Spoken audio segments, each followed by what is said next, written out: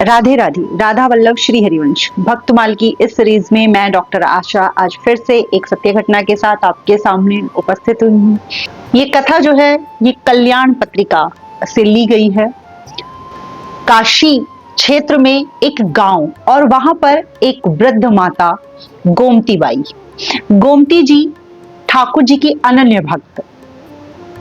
गोमती जी एक वृद्ध अवस्था की महिला जो कि अकेली ही अपनी झोपड़ी में रहती थी।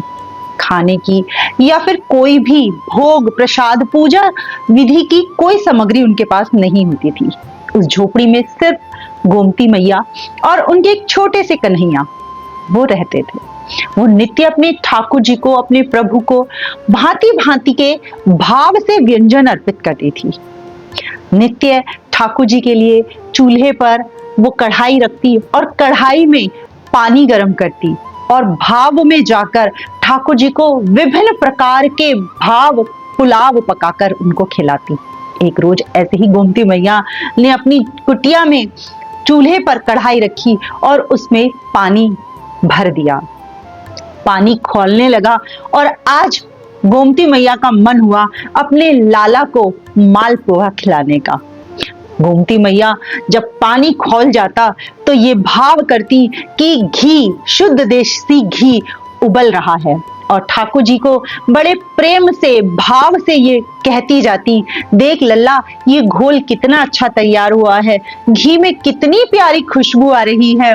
इस मालपुआ के घोल में मैं थोड़ी सी इलायची भी डाल देती हूँ, थोड़ा सा केसर भी मिला देती हूँ और ये विभिन्न जो मेवे हैं वो मैंने कितने प्यार से बारीक बारीक काटे हैं, तुझे अच्छे लग रहे हैं ना लाला।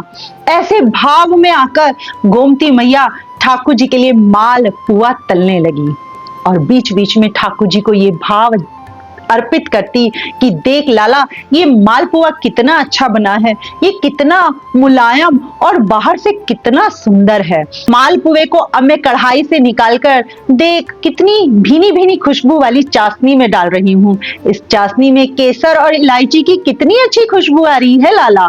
और देख तू बहुत बेचैन हो रहा है इस मालपुआ को खाने के लिए, बस थोड़ी देर और रुक जा, फिर ये मालपुआ मैं तुझे पवाऊंगी। ऐसे कहती जा रही हैं और भाव से मालपुआ तैयार करती जा रही हैं। जब भाव का मालपुआ बनकर तैयार हो गया तो मैया ने एक दोने में वो भाव का मालपुआ ठाकुर जी को प्रस्तुत किया। ठाकुर जी उस मालपुए के सामने बैठे हैं और मैया भाव में लाला को वो मालपुआ पवा रही हैं। उधर पंडित और राजा अहंकार में एक भंडारा आयोजित करते हैं। उस भंडारे में जो कि वहां के बड़े मंदिर में भंडारा होना था, हजारों क्विंटल देसी घी इकट्ठा किया गया, बड़े बड़े कढ़ाओं में मालपुआ तैयार किया गया, केसर खान मंगाई गई और मालपुआ ठाकुर जी को अर्पित किया गया। लेकिन देखते क्या है पंडित कि आज प्रभु उतने खुश नहीं हैं जितने कि प्रभु नित्य खुश होते थे। तब राजा ने कहा कि मैंने इतने क्विंटल शुद्ध देसी घी में इतने मेवे मिष्ठान और केसर के साथ ये मालपुआ प्रभु को अर्पित किया और प्रभु खुश नहीं है, इसका क्या राज है। उतने में ही मंदिर के बाहर वो बूढ़ी माँ गोमती मैया अपना भाव का दोना लेकर मंदिर के बाहर खड़ी होती हैं, लेकिन वहां के पुजारी पंडित और बाकी श्रद्धालु उन्हें धक्का मारकर मंदिर से बाहर निकाल देते हैं। मैया अपनी झोपड़ी में चली जाती है और मंदिर के अंदर पंडित और राजा को मालपुए की शुद्ध देसी घी की खुशबू आने लगती है। तभी राजा देखता है और पंडित से कहता है, अब ये मालपुए की अचानक से इतनी भीनी खुशबू कैसे आ रही है। अब तो भंडारे की कढ़ाइयां भी ठंडी हो चुकी हैं, अब ये भीनी भीनी खुशबू कहां से आ रही है। तब एक आकाशवाणी होती है और प्रभु कहते हैं कि राजा मैं तो अभी अभी गोमती मैया की कुटिया में मालपुआ खाकर आ रहा हूँ। तेरा मालपुआ केसर युक्त तो जरूर है, लेकिन इसमें भाव की कमी है। मैंने तो भाव से गोमती मैया के अश्रुओं से संचित प्रेम का तला हुआ मालपुआ खाया है। राजन तेरे मालपुए में वो बात नहीं जो गोमती मैया के मालपुए में थी। तभी राजा को अपनी गलती का एहसास होता है और वो दौड़ता दौड़ता गोमती मैया की कुटिया में जाता है और गोमती मैया के चरणों में लेट जाते हैं। राजन देखते हैं कि कुटिया में कोई व्यवस्था नहीं है, लेकिन चूल्हे पर एक कढ़ाई चढ़ी है और जिसमें कि पानी उबल रहा है। उस कढ़ाई के पानी से शुद्ध देसी घी की खुशबू आ रही है और पूरी कुटिया मालपुए की भीनी भीनी खुशबू से महक रही है।